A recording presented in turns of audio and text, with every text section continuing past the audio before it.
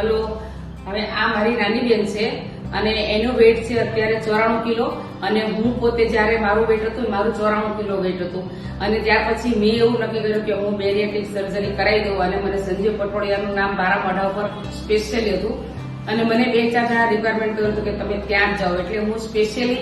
મેં અહીંયા મારું બેરિયાટ્રિક કરાવ્યું, મને રિઝલ્ટ 100% મળ્યું અને બધા કરતા મારું શરીર અને બધી વાતે હું પરફેક્ટ થઈ ગઈ. ત્યાર પછી મારી બેનને બહુ જ પ્રોબ્લેમ હતી, એ ચાલી નહોતી શકતી, એના પગની બહુ પ્રોબ્લેમ હતી અને બેસવા ઉઠવામાં પ્રોબ્લેમ અને અત્યારે ચાલવામાં ગમી રહે છે તો ક્યાંય જઈ શકતી નહોતી. પછી મેં એને સજેસ્ટ કર્યું કે તમે